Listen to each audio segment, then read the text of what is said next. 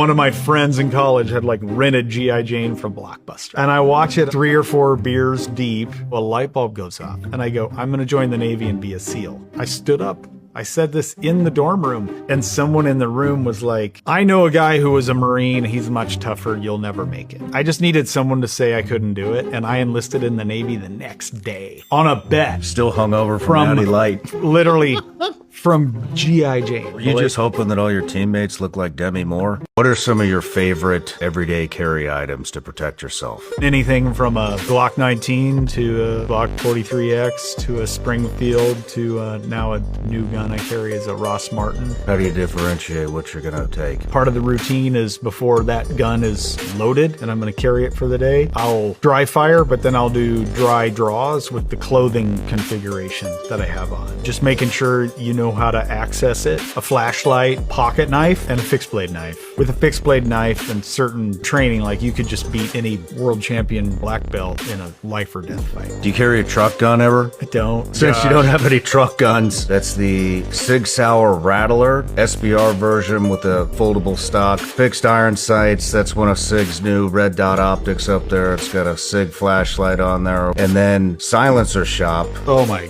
gosh. They heard you were coming too, so they wanted to throw a can on their suppressor. That is freaking amazing. I love this thing. It's so quiet. So this is the Sig Rattler with a 6.5-inch barrel, 300 blackout. It's got the collapsing buttstock, fixed iron sights, Sig's new red dot. It's got a Sig Sauer flashlight on it. And Silencer Shop sent us this badass. Also, Sig Sauer silencer. Let's take it on test run.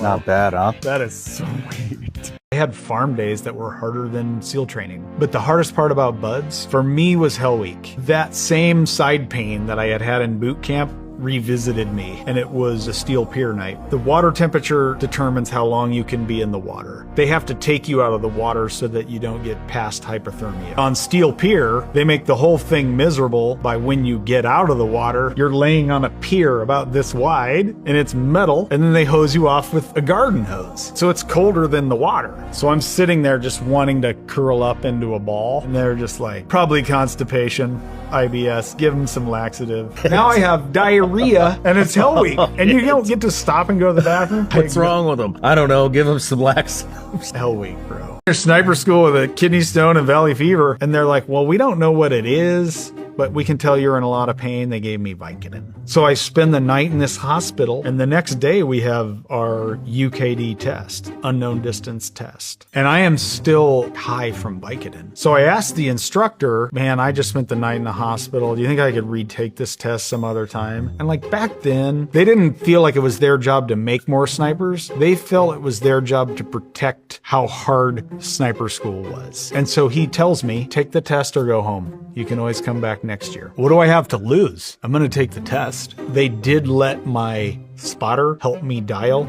I had to squeeze the trigger. But I was so relaxed that I got the top score. So I'm sitting there, Sean, like, man, my trigger squeeze is so smooth. Mike Ritland got it. He lost a lung from this. That is the reason the SEAL teams no longer go to Coalinga. Apparently, there is like fungus in the dust that's like prehistoric or whatever. If you're like in that dust all day and the wind's blowing and you breathe it, the spores can form in your lungs. Holy sh! They say you have it forever. I got valley fever, not to the point where I lost lung function, but I got really, really sick, lost a ton of weight, my eyes sunk in.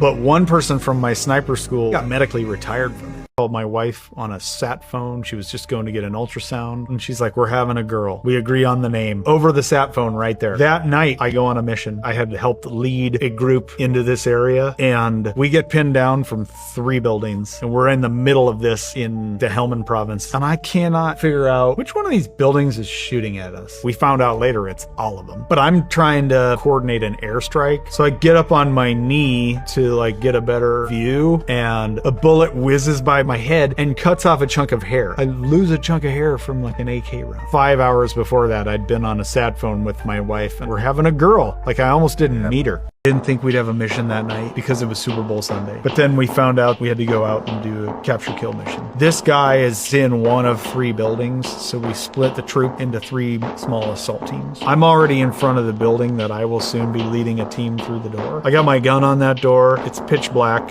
Eddie and Dom's team goes past us, and they're gonna go set up on this building. They're almost there, and somehow they get made. People started like running out of that building, trying to get close to them and blow themselves up. There ends up being like 15 people wearing vests. I'm holding this door and I just hear gunfire, boom, more gunfire, boom, and it's shaking the ground. These are like big S-vests. Before that moment, I literally had thought, we're gonna be back for halftime. And then a guy comes out of that door. He's got a vest and he's got an AK. He can't see me, but I'm like this far away. He's already too close, and there's another teammate of mine that's even closer. If he blows himself, we could just die right now. There were no decompression stops back then. In 06, I did a mission on the last night of a deployment. We had gotten in a gunfight on that mission. Finished that mission, came back to the base. I didn't even have time to wash my camis. Didn't have time to clean my gun or anything. Threw my clothes in a bag, my gun in a box. We flew out of that base, refueled in Ramstein, and I was in Virginia Beach at a Panera holding my kid 36 hours later, literally after a gunfight. The hardest part was when I never got to go back, when I never got to turn on warrior mode again.